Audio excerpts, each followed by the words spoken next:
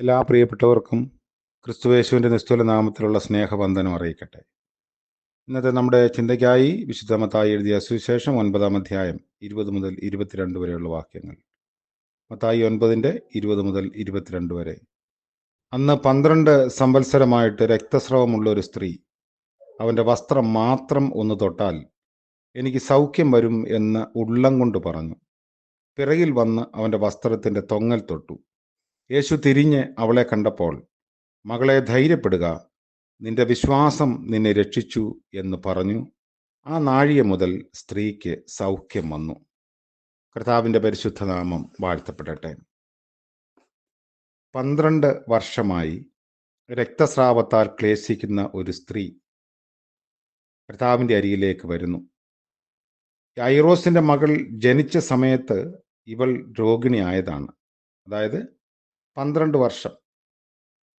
യായിറോസിൻ്റെ മകൾക്ക് 12 വയസ്സായിരുന്നു. അവൾ യേശുവിൻ്റെ പിമ്പിൽ വന്നു വസ്ത്രത്തിൻ്റെ തൊങ്ങൽ തൊട്ടാൽ സൗഖ്യം പ്രാപിക്കും എന്നുള്ള പൂർണ്ണ വിശ്വാസത്തോടു കൂടി വന്നു തൊട്ടു. യേശു തിരിഞ്ഞ് അവളുടെ വിശ്വാസം അവളെ രക്ഷിച്ചു എന്ന് പറയുന്നു. ആ നാഴിക മുതൽ അവൾക്ക് സൗഖ്യം വന്നു. വിശുദ്ധ മർക്കോസ് 5-ാം അധ്യായത്തിൽ നമ്മൾ ഈ സംഭവം വായിക്കുന്നുണ്ട്. അനേകം വൈദ്യന്മാരെ കൊണ്ട് ചികിത്സിപ്പിച്ച് തനിക്കുള്ളതെല്ലാം ചെലവഴിച്ച് ശൂന്യമായ കരങ്ങളോടും ശാരീരിക ക്ലേശത്തോടും മനസ്സിൻ്റെ ഭാരത്തോടും കൂടിയാണ് കർത്താവിൻ്റെ അരികിലേക്ക് അവൾ വരുന്നത്.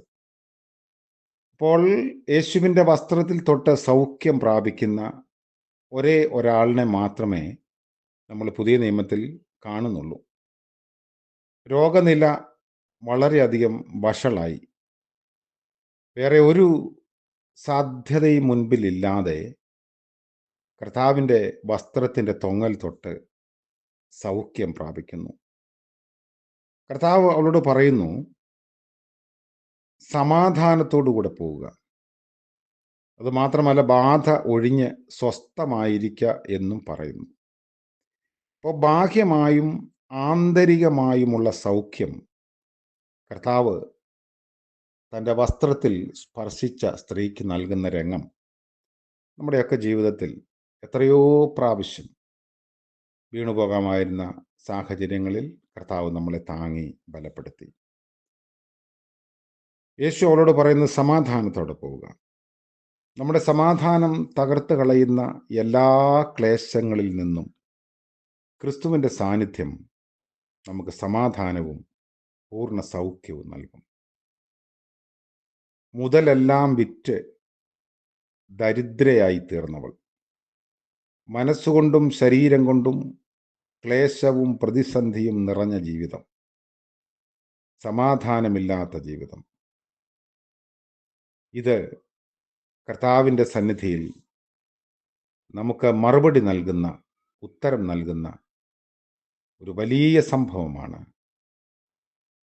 യേശുവിനെ തൊട്ടത് യേശു അറിയുന്നു. ധാരാളം ആളുകൾ ആ കൂടെയുണ്ട്. തിക്കും തിരക്കും ഉണ്ടാവാം. എന്നാൽ തൻ്റെ വസ്ത്രത്തിൻ്റെ തൊങ്ങലിൽ തൊട്ടത് കർത്താവ് തിരിച്ചറിഞ്ഞു. ആവശ്യബോധത്തോടെ കർത്താവിനെ സ്പർശിക്കാൻ നമ്മൾ ആഗ്രഹിച്ചാൽ നമ്മളെ ഏത് തിരക്കിലും കർത്താവ് തിരിച്ചറിയും. ആ ഒരു വലിയ ഉറപ്പ് ഈ വേദഭാഗം നമുക്ക് നൽകുന്നു. ക്രിസ്തുവിനുള്ള സകലത്തിലും പ്രത്യേകതയുണ്ട്. മഹാപുരോഹിതന്റെ തലയിലെ അഭിഷേക തൈലം വസ്ത്രത്തിൻ്റെ വിളിമ്പിലേക്ക് താടിയിൽ കൂടെ ഒഴുകുമായിരുന്നു. അപ്രകാരമുള്ള കൃപയുടെ സമൃദ്ധി നാം ക്രിസ്തുവിൽ കാണുന്നു. അവൾക്ക് സ്ഥിരമായ സൗഖ്യം ലഭിച്ചു. ഇപ്രകാരം വിശ്വാസത്താൽ നാം അവങ്കിലേക്ക് വരുമ്പോൾ നമ്മുടെ ജീവിതത്തിൽ ഒരു പുതുശക്തി പ്രവേശിക്കുന്നത് നമുക്ക് അനുഭവമാകും. നമ്മുടെ പാപങ്ങൾ ക്ഷമിച്ചു കിട്ടുകയും ഒരു പുതുജീവിതത്തിനുള്ള വക ലഭിക്കുകയും ചെയ്യുന്നു. നമുക്ക് പ്രാർത്ഥിക്കാം. കരുണ നിറഞ്ഞ കർത്താവേ, മനോഹരമായ പുതിയ പ്രഭാതം ദാനമായി ഞങ്ങൾക്ക് നൽകിയത് ഓർത്ത് സ്തോത്രം. ഞങ്ങളുടെ ജീവിതത്തിൻ്റെ അസമാധാനം നിറഞ്ഞ സാഹചര്യത്തിൽ കർത്താവേ, അവിടുന്ന് ഞങ്ങൾക്ക് സമാധാനവും വിടുതലും പുതുശക്തിയും നൽകുന്നത് ഓർത്ത് സ്തോത്രം. ഇന്നത്തെ പകൽക്കാല ജീവിതത്തിൽ അവിടുത്തെ കരുണയിൽ ആശ്രയിക്കുന്നു. കൈവിടാതെ ഞങ്ങളെ കാക്കണമേ. യേശു മശീഹ മൂലം പ്രാർത്ഥിക്കുന്നു. കൃപയോടെ കേൾക്കുമാറാകണമേ. ആമേൻ. സകല ബുദ്ധിയെയും കവിയുന്ന ദൈവത്തിൻ്റെ അളവറ്റ സമാധാനവും കൃപയും നമ്മോടുകൂടെ ഇന്നും എന്നേക്കും ഉണ്ടായിരിക്കുമാറാകട്ടെ. ആമേൻ.